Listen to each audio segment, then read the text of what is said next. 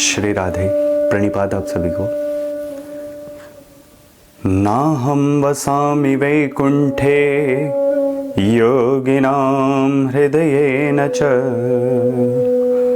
मद्भक्ता यत्र गायन्ति तत्र तिष्ठामि नारद, तत्र तिष्ठामि नारद।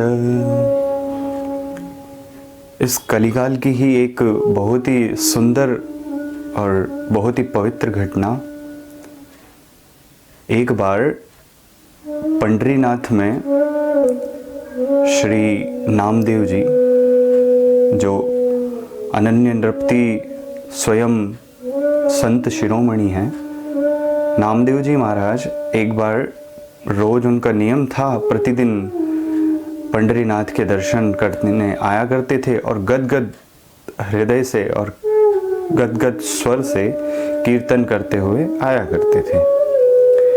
एक बार की बात कि वे दर्शन करने आ रहे हैं और अपनी कड़ाऊ, अपनी जो जूतियाँ थीं वो पहनकर भाव में इतने विभोर हुए, भाव विभोर होते हुए, अपने अश्रुओं की धाराओं का सर्जन करते हुए और कीर्तन करते हुए उस भाव में, उस भाव की परिसीमा में वे, उनको भान नहीं रहा और उन कड़ाव के साथ ही, उन चप्पलों के साथ ही और मंदिर में प्रवेश कर गए।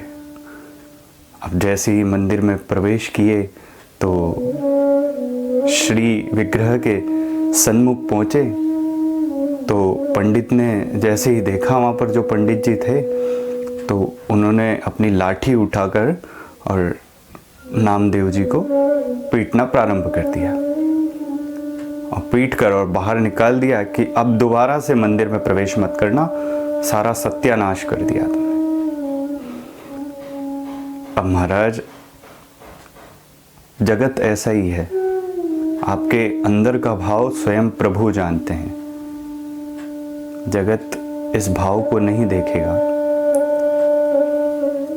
नामदेव जी का वो गदगद कंठ, वो हृदय का भाव, उसकी परिसीमा वो कुछ नहीं दिखाई दी, सिर्फ बाह्य आवरण से, क्योंकि जगत की दृष्टि सिर्फ बाह्य आवरण पर जाएगी। जगत की आंखों से तो फिर वो चप्पलें ही दिखेंगी। अगर प्रभु को देखना है तो भक्त की आंख चाहिए ही महाराज, दृष्टि भक्त की होनी चाहिए।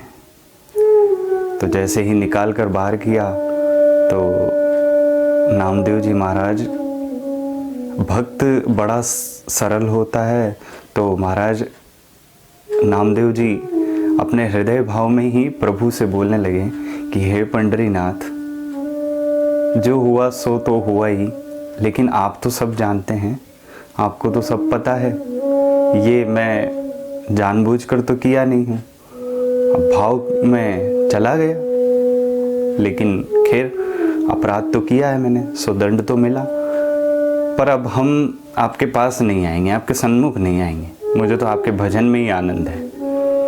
ऐसा कहकर जो श्री विग्रह था तो मंदिर के पीछे जाकर और बैठ गए और कि जब तक आप न्याय नहीं करोगे तब तक मैं यहाँ पर ही कीर्तन करूँगा, और पीछे जाकर और कीर्तन करने लगे। जय जय गोविंद गोविंद गोपाल हरि, जय जय गोविंद गोविंद गोपाल हरि। एक दिन बीता, 2 दिन बीता, 3 दिन बीत गए कीर्तन करते करते महाराज, और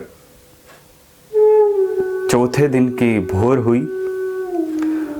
अब 3 दिन तक नामदेव जी मंदिर में प्रवेश नहीं किए।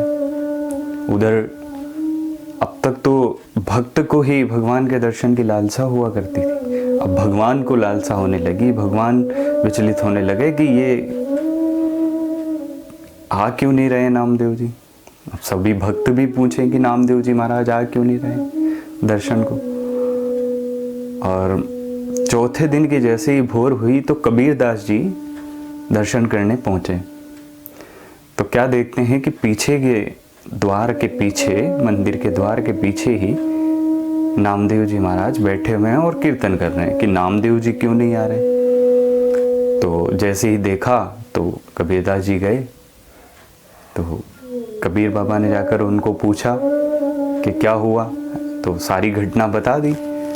तो जैसे ही बताई तो कबीरदास जी ने कहा, और ये भगवान के लिए, कि ये कुछ नहीं, इतना सारा कुछ हो गया और ये बस देखते रहे।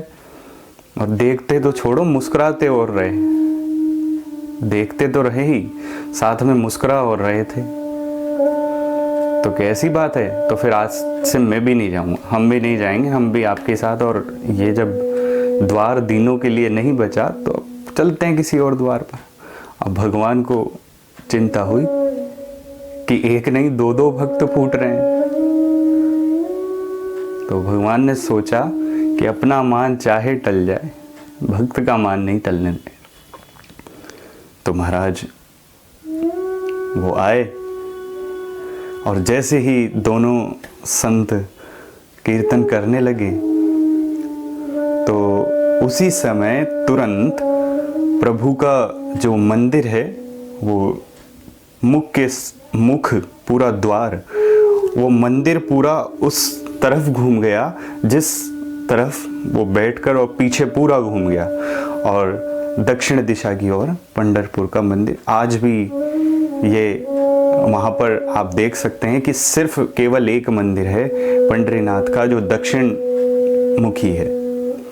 और इसी से प्रभु ने ये सिद्ध कर दिया कि ना हम वसामि वैकुंठे योगिनां हृदयेन च मद्भक्ता यत्र गायन्ति तत्र तिष्ठामि नारद।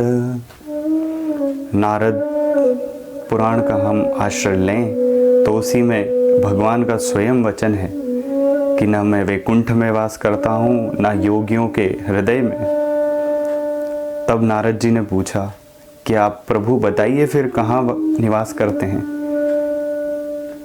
तो स्वयं भगवान ने कहा कि मद्भक्ता यत्र गायन्ति, जहाँ मेरे भक्त कीर्तन करते हैं, जहाँ भजन करते हैं, तत्र तिष्ठामि नारद।